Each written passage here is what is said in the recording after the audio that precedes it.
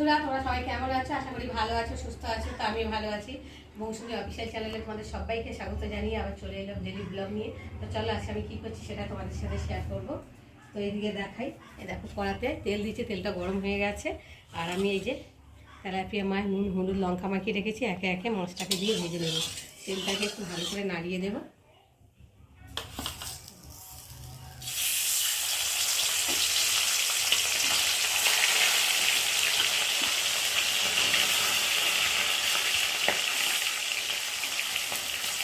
জ্যান্ত মাছ তো যেন সোজা হয়ে গেছে, দেখো দিচ্ছে।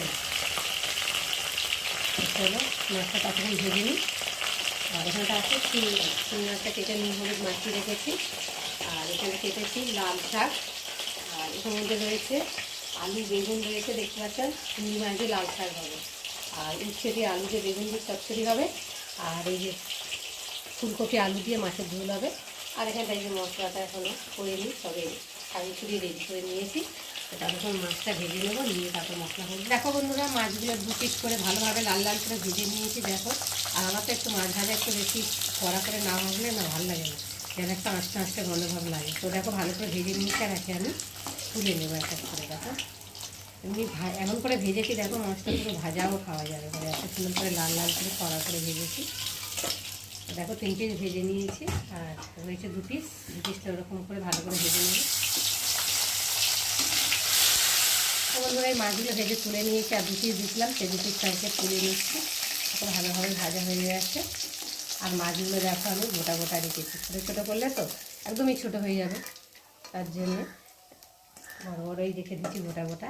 তেল আছে, ওই তেলের মধ্যে তারপর চিংড়ি মাছ দিয়ে ভালো করে ভেজে নেব। মাছ ভাজিতে গেলে একেবারে ভেজে নিই।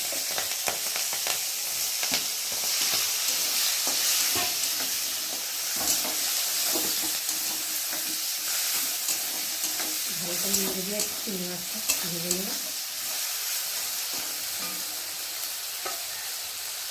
তো দেখো বন্ধুরা, চিংড়ি মাছগুলো লাল লাল করে ভেজে নিয়েছি, দেখতে পাচ্ছি মচমচে হয়েছে, বেশ দেখতে ভালো লাগছে যেন। এখন চলো আমি এখন চিংড়ি মাছগুলোকে তুলে নেব।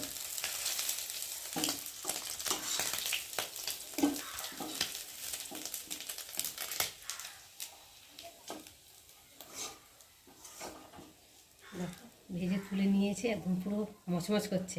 কড়াতে তেল আছে, আর একটু তেল দেব।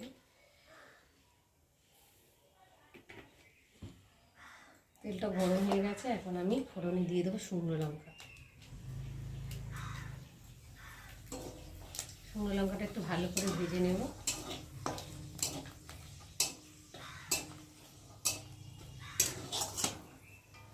এবার দিয়ে দেবো রসুন ফোড়ন।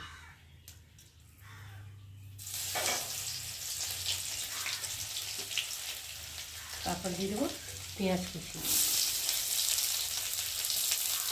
দিয়ে পেঁয়াজ রসুনটা একটু ভালো করে লাল লাল করে ভেজে নেব।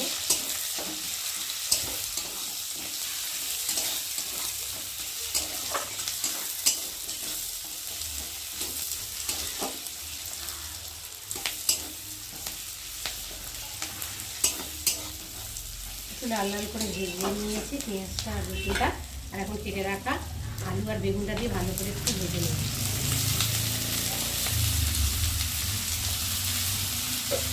একটু ভালো করে নেড়ে দেবো।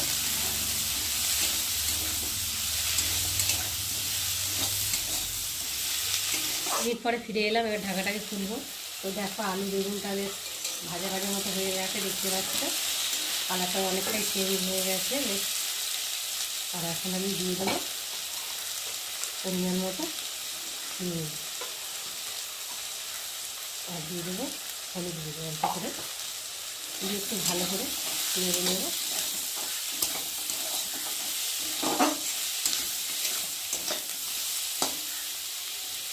আর দিয়ে দেবো ভেজে রাখা চিংড়ি মাছ। দেখে দেবো পুরোটা দিলাম না, মেয়ে আমার বলে মা একটু ভাজা মাছ থেকে দাও, তা রেখে দিলাম। দিয়ে চিংড়িটা ভালো করে কষিয়ে নেব। এবার দিয়ে দেবো কেটে রাখা লাল শাকগুলো।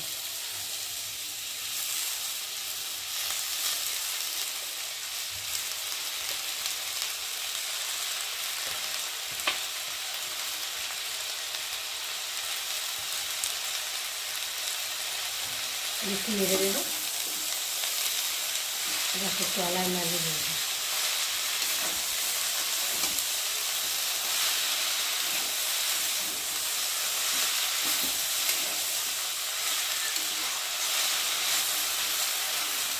আর একটু ঢাকা দিয়ে শাকগুলোকে দিয়ে দেবো।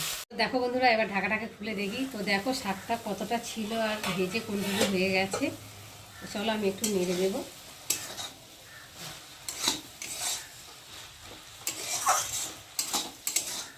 একটু ভালো করে নেড়ে দিলাম যাতে তলায় না লেগে যায়, শাক তো বলা যায় না তলায় লেগে যায়। তো তার জন্যে আমি এখন ঢাকা দিয়ে আর একটু ভালো করে ভেজে নেব। দেখো বন্ধুরা, আমার শাকের চচ্চড়ি তৈরি হয়ে গেছে। আর কেমন লাগলো তোমরা কিন্তু অবশ্যই কমেন্ট করবে, আর ভালো লাগলে লাইক করো, শেয়ার করো, আর আমার চ্যানেলে যদি নতুন হয়ে থাকে চ্যানেলটাকে সাবস্ক্রাইব করো। তো চলো আমি এখন ঢালতে থাকি।